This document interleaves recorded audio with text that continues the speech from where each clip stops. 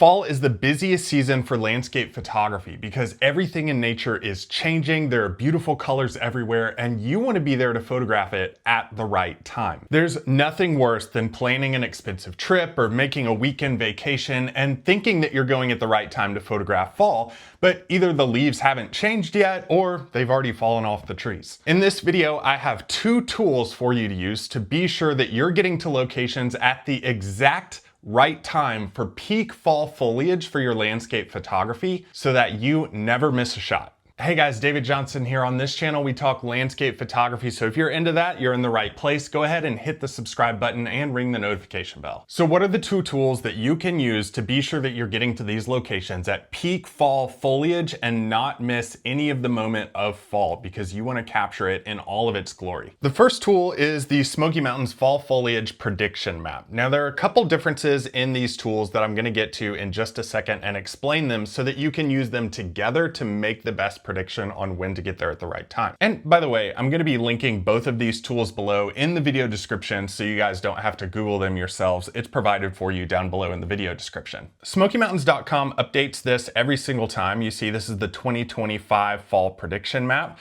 and you can use this bar at the bottom to scroll through as to when you're going to be in certain locations. It goes in a 7-day period so that you can be sure that you can plan your week to get out and photograph these at the right time. Now, these 2 tools are based on 2 different things. The Smoky Mountains Fall Prediction Map is based on climate. Climate is the study of weather patterns over long periods of time. So this is the average time of year that these locations reach peak fall foliage.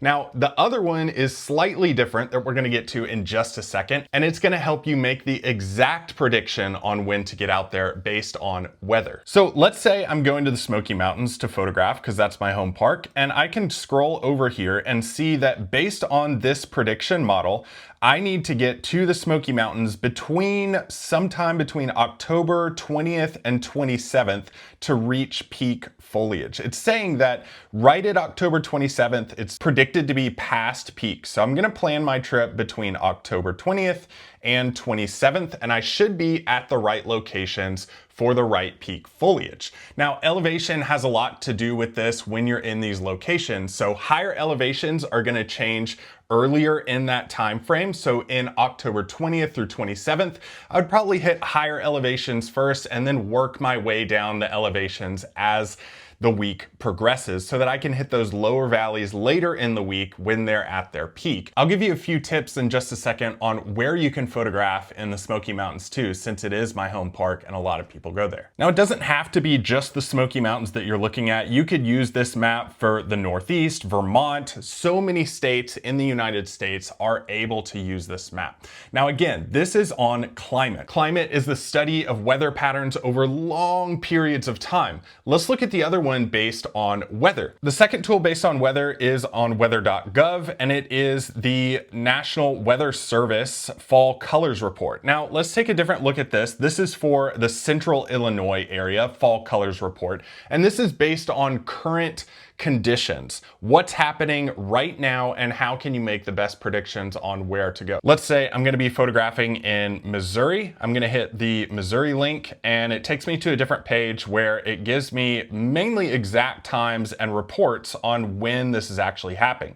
So if I'm looking at the central Missouri area near the Lake of the Ozarks, fall color report says not started yet. You see down here in status, you can check each of these locations and see when fall foliage has started, if it's going to be near peak, at peak, or past peak, so that you can make your planning decisions based on current conditions and the weather that is currently going on in those exact regions. Okay, let's think about the Smoky Mountains and where you're actually going to be photographing because it's my home park. I know it like the back of my hand. So I would stay away from Cades Cove. I know it's one of the most popular places to go, but you typically sit in a traffic jam for about 4 hours when you go there in the fall. Remember, the Smoky Mountains is the most visited park in the United States, and during fall, it's peak season there. That's when people go to that park, and there are a lot of traffic jams because of bear sightings.